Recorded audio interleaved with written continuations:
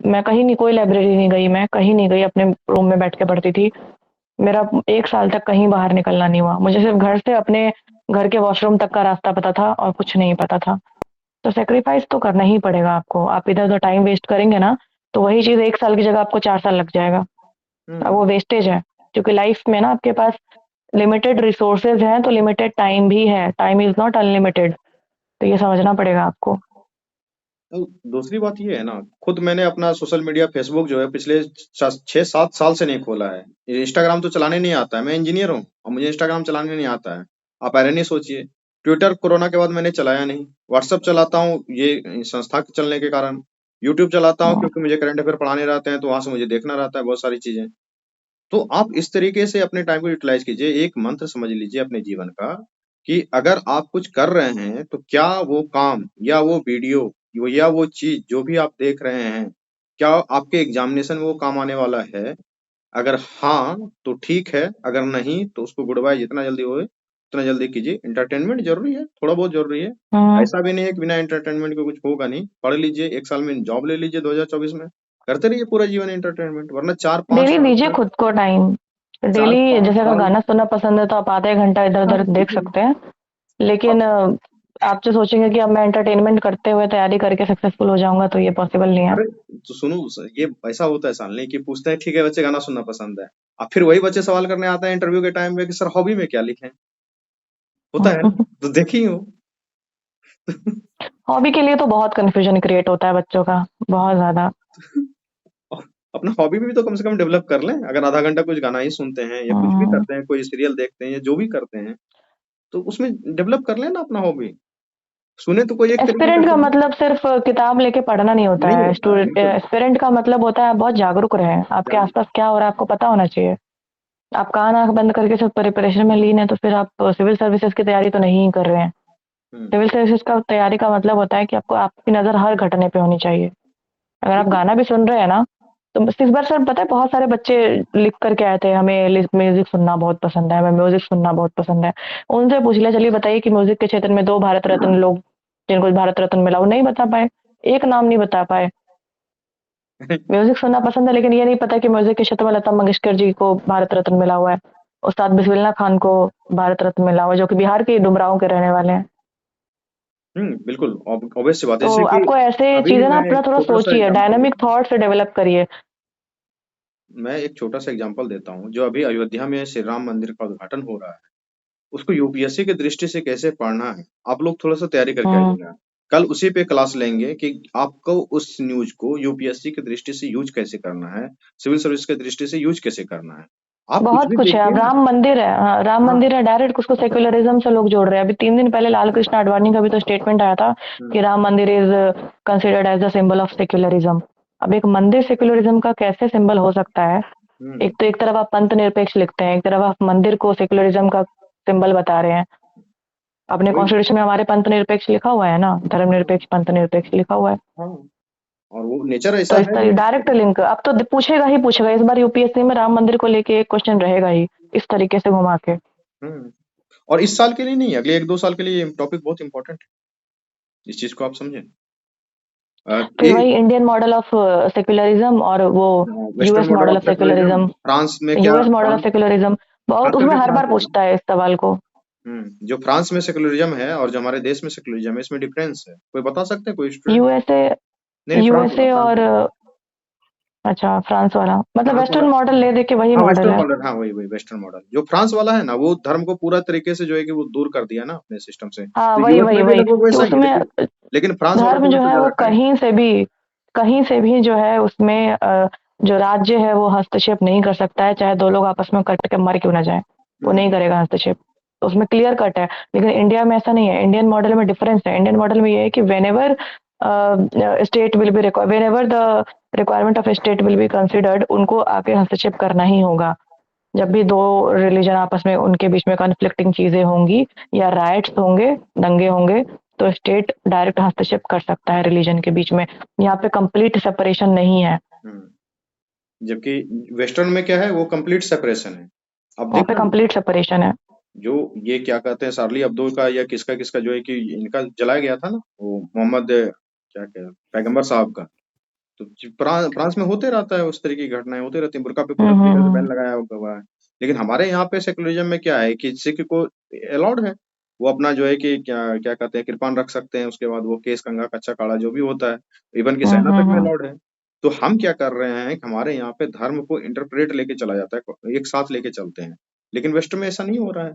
तो आप इसी तरीके से, जैसे शालिनी बता रही थी कि वो राम मंदिर इज सिंबल ऑफ, क्या क्या बोली शालिनी, वो लालकृष्ण आडवाणी जी का बयान में राम थी। मंदिर, उनका स्टेटमेंट था कि Ram Mandir will be considered as a symbol of secularism. Symbol of secularism. तो इस पे एक ऐसे लिख लें तो पता चल जाए। अब देश के इतने वरिष्ठ नेता राम मंदिर को सिंबल ऑफ सेक्युलरिज्म बता रहे हैं, तो फिर वो क्यों ना उस देश में मुस्लिम्स दंगे करेंगे, करेंगे ना, हम्म। तो करेंगे आप ही। उसमें तो वो बोलेंगे कि राम, अगर राम मंदिर को सिंबल ऑफ सेक्युलरिज्म बोला जा रहा है, तो जामा मस्जिद को भी बोलो ना secularism of, symbol of secularism. तो हो सकता है ना सर वहां पे कॉन्फ्लिक्ट।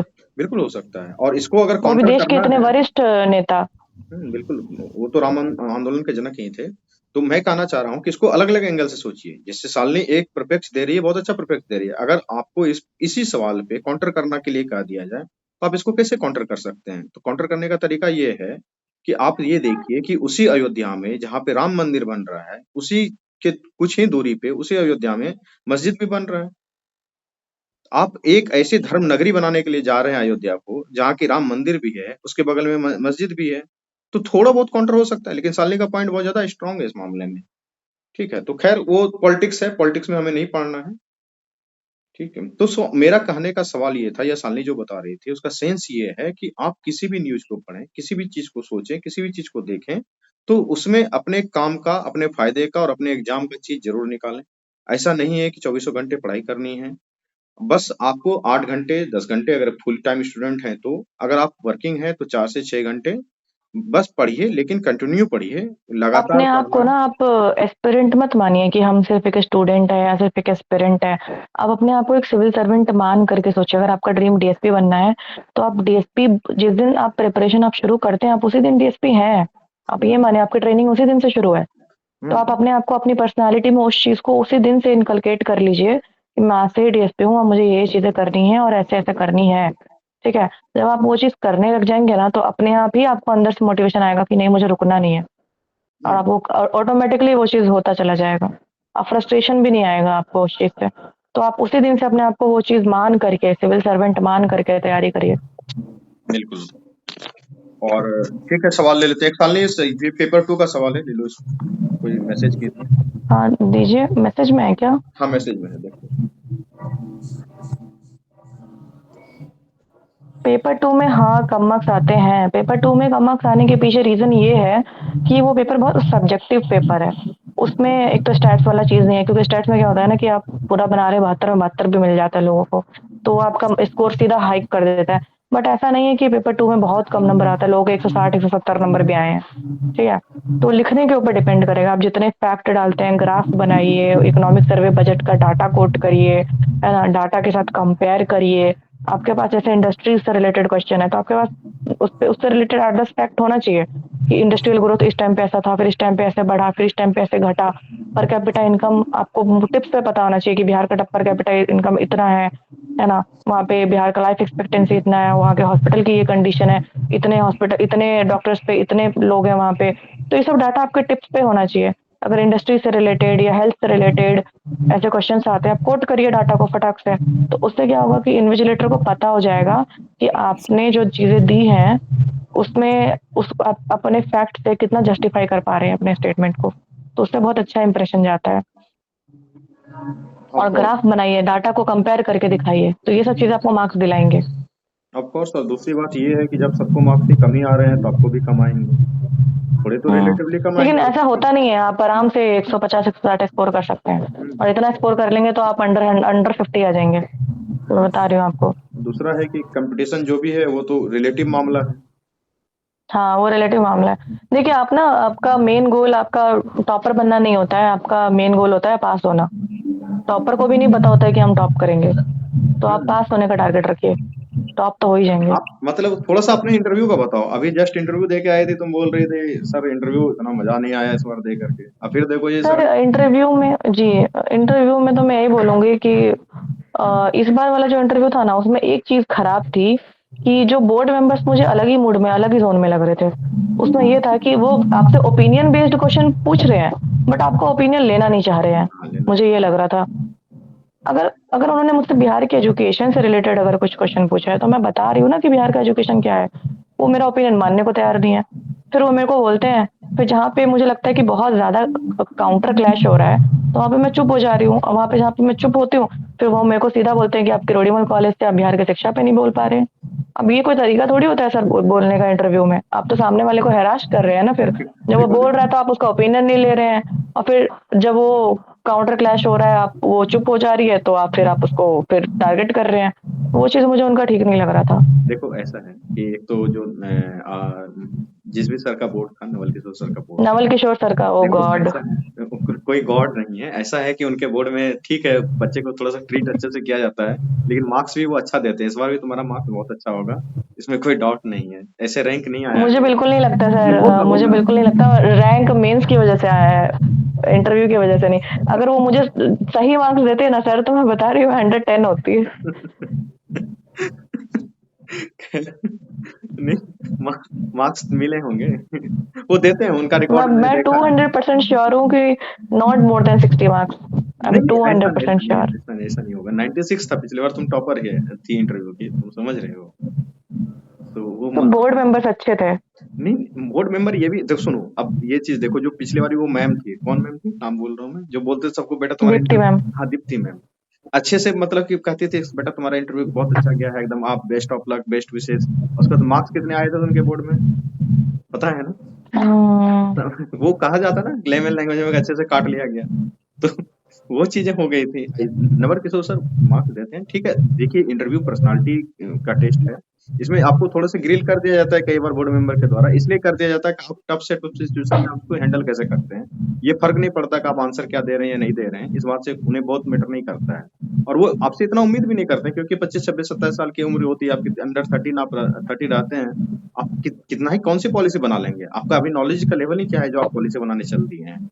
ठीक है, तो इतना लोड नहीं लेना है। बाद में कि खट्टा मीठा अनुभव तो होते ही रहता है, बट रैंक अच्छे हैं और भी अच्छे रहते हैं। ठीक है, तो चलते हैं अगले सवाल की ओर। नेक्स्ट क्वेश्चन पूछिए।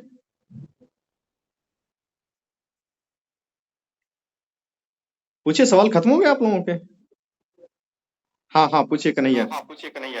हाँ सर, कह रहे थे मैम कि आपने पॉलिटी और ये सॉरी पॉलिटी कर इकोनॉमी मैम कहाँ से पढ़ी थी और ये ज्योग्राफी? ज्योग्राफी क्योंकि मेरा आप ऑप्शनल सब्जेक्ट था। अरे कन्हैया, तुम मैम म्यूट एक्चुअल कर लो। में हाँ हाँ कर लेना सर। हाँ, अब बताओ सालने। हाँ सालने। सर ज्योग्राफी, मैं बोलूँगी कन्हैया जी, मेरा ज्योग्राफी ना ऑप्शनल सब्जेक्ट था, और मेरा ग्रेजुएशन और मास्टर्स दोनों ही ज्योग्राफी में था। और नेट तो जरा इसलिए भी है। ज्योग्राफी मेरे लिए, हाँ मेरा नेट भी क्वालिफाइड है। तो इस वजह से ना मेरे लिए ज्योग्राफी चैलेंज नहीं था। मेरे लिए ज्योग्राफी इनफैक्ट बहुत आसान था मेरे लिए, कि मैं बहुत इजीली उसको कर पाई थी। तो उसमें तो मैं यही बोलूँगी, जो बेसिक्स किताबें हैं आप वो पढ़िए, 11th 12th की एनसीईआरटीज़ पढ़ लीजिए। और एक जीसी लियोंग की बुक आती है, वो पढ़ लेंगे ना, पतली सी बुक होती है, ज़्यादा टाइम नहीं लगेगा पढ़ने में आपको, 10 15 दिन में हो जाएगा। तो वो उतना अगर पढ़ लेंगे तो आपका ज्योग्राफी का एक बेस बहुत अच्छा बन जाएगा। अब बाकी तो बीपीएससी में बिहार के ज्योग्राफी को ज़्यादा प्रायोरिटी है, तो बिहार की ज्योग्राफी आप पढ़ लीजिए। उससे का जो क्राउन की बुक आती है हिंदी में, या बिहार समग्र आती है, वो पढ़ लीजिए आप हिंदी में या इंग्लिश में, जिसमें भी आप कंफर्टेबल हैं। तो आपका ज्योग्राफी इजीली हो जाएगा। ना, ये लोग तो बिहार में ही रहते हैं ना। ये मैम बिहार से हाँ। प्रोस्पेक्टिव से मैंने नहीं बोला मैम, मैं एक्चुअल में जो एक्चुअल हुआ ना, अब नए वाले एग्जाम में जो कि हुआ है, मतलब कि line by line hmm NCERT का उठा के सीधे रख दिया जाता है। हम्म। उस पर्सपेक्टिव से मैम आपसे पूछना चाह रहे थे कि कहाँ से पढ़ना मतलब उचित रहेगा। कन्हैया जी, मैं वही बोलूंगी कि आप उसको ना, जो 11th 12th की एनसीईआरटीज है वो कवर करिए। जो किताबें हैं, 4 किताबें होंगी, वो कवर करिए, और एक आप जीसी लियोंग की बुक पढ़ लीजिए। जीसी लियोंग में क्या है ना, कि इस बार भी 2 3 क्वेश्चन थे जीसी लियोंग से, क्योंकि कौन से लैंडफॉर्म्स, कौन से कास्ट टोपोग्राफी के लैंडफॉर्म हो गए, या रिवर के लैंडफॉर्म्स हो गए, तो उसमें ना कभी कभी 1 2 क्वेश्चन फंसाता है। ठीक है। ये डेविस पेन का साइकिल हो गया इरोजन का, वहां से भी क्वेश्चन रहते हैं। तो अगर आप जीसी लियोंग की बुक पढ़ लेते हैं ना, तो ज्योग्राफी के 2 3 क्वेश्चन ऐसे ही सॉल्व हो जाएंगे। ठीक है। तो बस इतना आप 3 चीज पढ़ लीजिए, 11th 12th एनसीईआरटी और जीसी लियोंग की बुक। इतने में आपका पूरा ज्योग्राफी कंप्लीट हो जाएगा। I am telling you 95% of the questions वहीं से होंगे, ठीक है। Of course. और दूसरा और बात, इकोनॉमिक्स की बात बोली थी आपने, तो देखिए इकोनॉमिक्स के लिए ना सबकी अपनी अपनी अलग अलग स्ट्रेटजीज रहती हैं। मेरी थी कि मृणाल सर के जो यूट्यूब पे वीडियोस थे मैं वो देखा करती थी, मृणाल पटेल सर का। और दूसरा ये था कि एक श्रीराम आईएएस के नोट्स आते थे, तो वो मैंने पढ़े थे, श्रीराम आईएएस वाले नोट्स के कुछ टॉपिक्स, पूरे नोट्स नहीं, कुछ टॉपिक्स मैंने, जैसे मनी एंड बैंकिंग हो गया, वो मुझे थोड़ा आइडिया था उसका।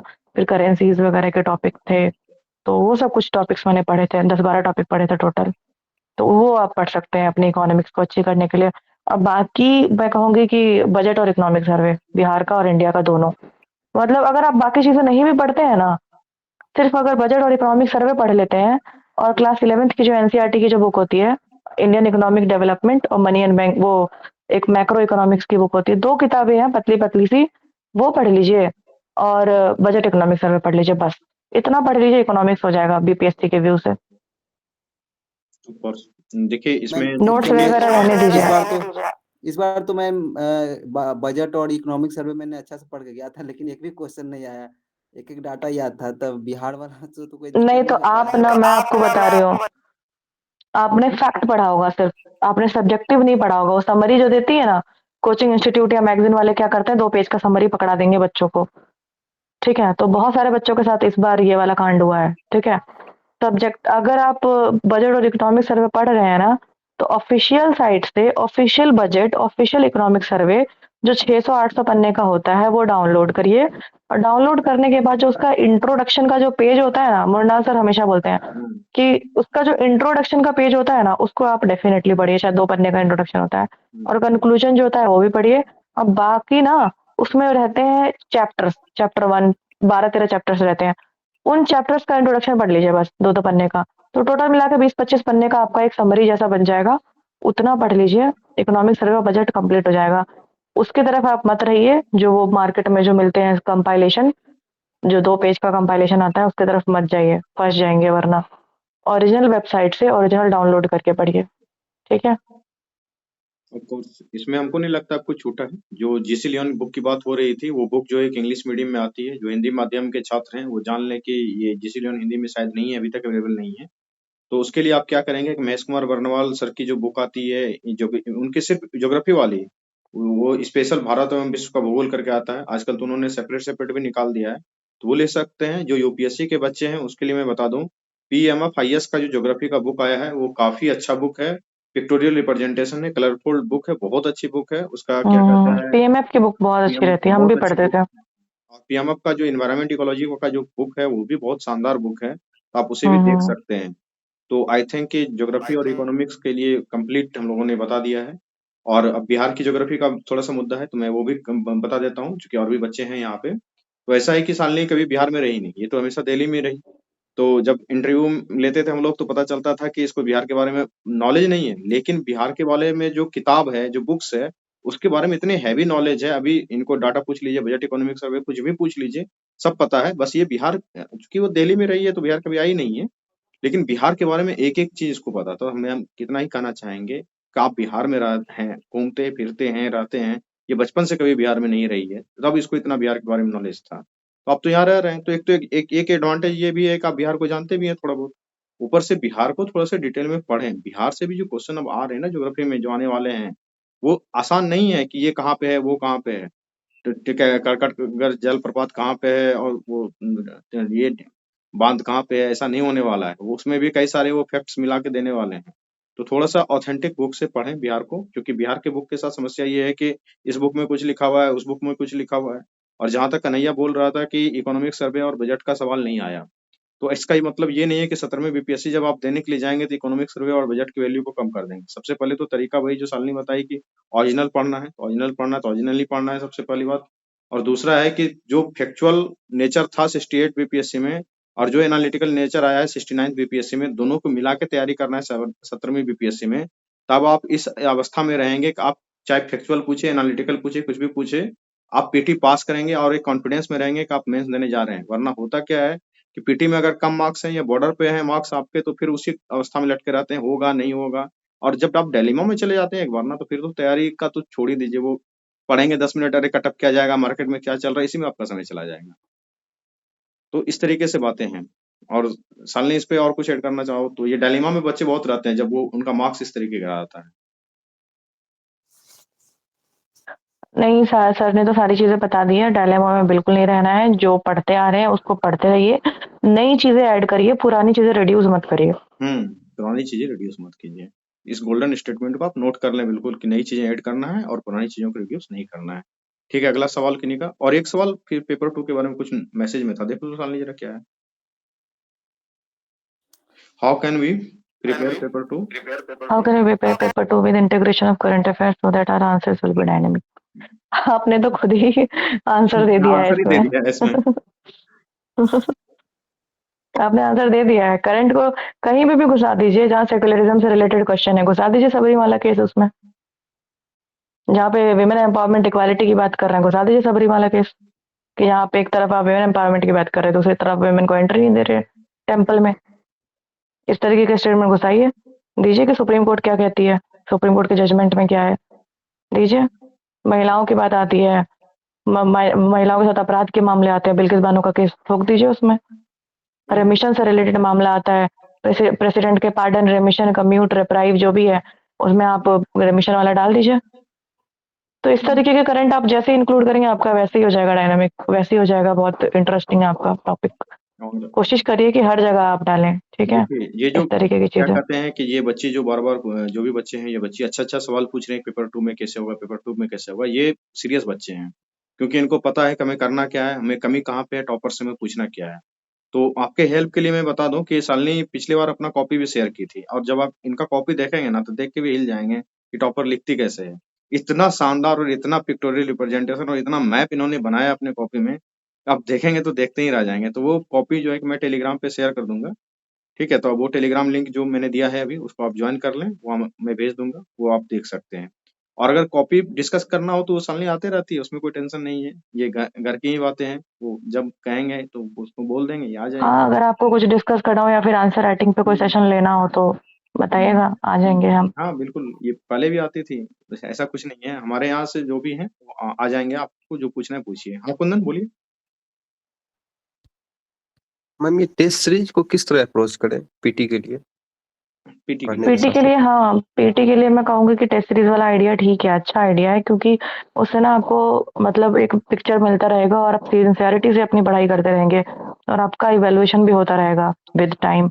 तो अप्रोच तो उसको बहुत पॉजिटिवली ही करना है, जितना हो सके जहाँ से जितनी टेस्ट सीरीज मिलती है आप उठाइए और लिखना शुरू कर दीजिए। अब यूपीएससी वाले टेस्ट सीरीज भी आप ले सकते हैं, क्योंकि यूपीएससी और बीपीएससी में अब बहुत फर्क रहा नहीं।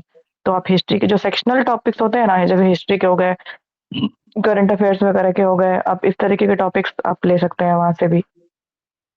इकोनॉमिक्स वगैरह के हो गए, ले सकते हैं आप। सर भी तो कुछ कुछ शेयर करते रहते हैं टेस्ट सीरीज वाले, हम्म आप उधर से ले सकते हैं। बिल्कुल। देखिए, मतलब कि बिना कुछ मैं थोड़ा सा बता देता हूँ कि वो जो मेंटरशिप प्रोग्राम हम लोग कर रहे हैं उसमें करते ही हम लोग यही हैं।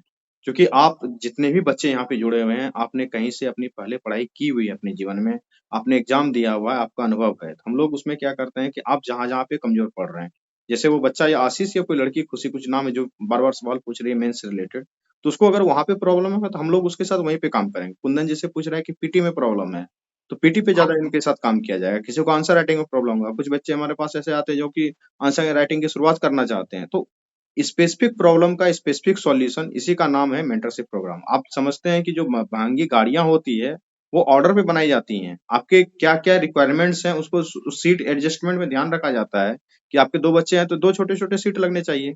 क्यों आप मतलब ऐसा गाड़ी खरीद लें जिसमें कि चारों बड़े ही सीट लगे हों? तो इसी तरीके से एजुकेशन भी जो गुरुकुल पद्धति में हमारा हुआ करता था, वो गुरुकुल क्या था? आप गुरु के साथ रहते थे, शिष्य रहते थे, दोनों सीखते थे कि धोबी पछाड़ में तुम पीछे जा रहा है या फिर पटकनी देने में तुम आगे जा रहा है, या फिर तीर विद्या में आगे है या फिर बाण विद्या में पीछे है तुम, या भाला फेंकने में ठीक नहीं हो तुम। तो उसको वहां पे काम किया जाता था ना। और आज ये बजाजीकरण के दौर में तो ऐसा हो गया है कि खैर बोलना ज्यादा सही नहीं है यहाँ पे। संदीप महेश्वरी साहब ने आज भी फिर से एक्सपोज किया है इन टिकटॉकर टीचर को। वो टीचर तो कम, टिकटॉकर और यूट्यूबर ज्यादा है आज के समय में। मुझे खुद आता नहीं है ये वीडियो, अभी आप देखेंगे ये वीडियो यू का यू जाने वाला है यूट्यूब पे। अभी मैं इसको उठाऊंगा, टीम को भेजूंगा, वो टीम क्या करेगा, इसको सीधा डाल देगा।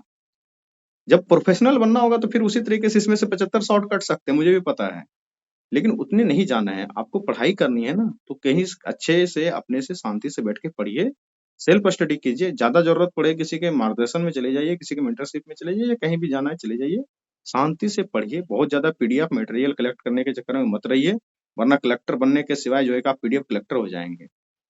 ठीक है, तो ठीक है, अगला सवाल ले लो साल। जी। मैम इस बार 68 में आपने मैम ये एस्से कैसे किए थे? एस्से के लिए क्या मतलब कैसे पढ़ा था? मैंने अभी बताया था, आप ज्वाइन नहीं किए थे क्या? लेट ज्वाइन किए हैं? नहीं मैम, थोड़ा सा लेट ज्वाइन किए हैं। थोड़ा सा ब्रीफ कर दो, उसके बाद ये रिकॉर्डिंग तो यूट्यूब पे जाएगा ही, तो देख लेंगे, क्योंकि बहुत लंबे ऐसे तरीके फिर से वही बताएंगे। था कि हाँ, ऐसे वही मैंने बहुत ही सिंपल तरीके से किया था, जैसे नॉर्मली लोग करते हैं। मैंने हर एक टॉपिक से रिलेटेड, जैसे डेमोक्रेसी हो गया, सोसाइटी हो गया, women education, women empowerment, poverty, ऐसे टॉपिक्स जो थे उनसे रिलेटेड कुछ कोटेशंस मैंने इकट्ठा किए थे।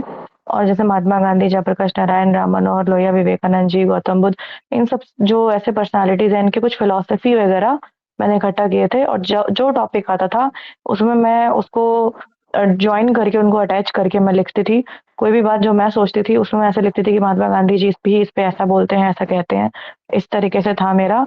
और मैंने तीनों ऐसे की शुरुआत एक स्टोरी से की थी, और खत्म भी मैंने उसी स्टोरी से रिलेटेड कंक्लूजन पे किया। कंक्लूजन भी मेरा उसी स्टोरी से रिलेटेड था। वो पेपर होगा मेरे पास ऐसे का, अगर चाहिए होगा तो मैं आपको सेंड कर दूंगी। हाँ। जो अनइवैल्यूएटेड आंसर शीट्स आई थी, तो वो मैं आपको भेज दूंगी, एक बार देख लीजिएगा। एक काम करते हैं, इवैल्यूएट होकर के अगर आएंगी तो वो ज्यादा बेनिफिशियल रहेगा, अभी वाला उतना खास नहीं रहेगा, क्योंकि जो इवैल्यूएट होकर आएगी ना, अभी कुछ दिनों में आ जाएगी, 3-4 दिनों में, तो वो मैं आपको सेंड कर दूंगी, तो आप एक बार देख लीजिएगा, आइडिया लग जाएगा आपको कि ऐसे कैसे लिखते हैं। ठीक है। और क्या पता, आप लिखने की कोशिश करिए ना, क्या पता आप मुझसे ज्यादा अच्छा लिखते हो, ये भी हो सकता है। खुद को अंडर एस्टिमेट नहीं करना है। ऐसा नहीं है कि टॉपर कुछ बहुत अच्छा लिख देते होंगे, क्या पता आप उनसे ज्यादा अच्छा लिखते हैं, पर लिखने की कोशिश तो करिए। आंसर राइटिंग प्रैक्टिस बहुत इंपॉर्टेंट है, डेली 2-3 क्वेश्चन जरूर लिखा करिए।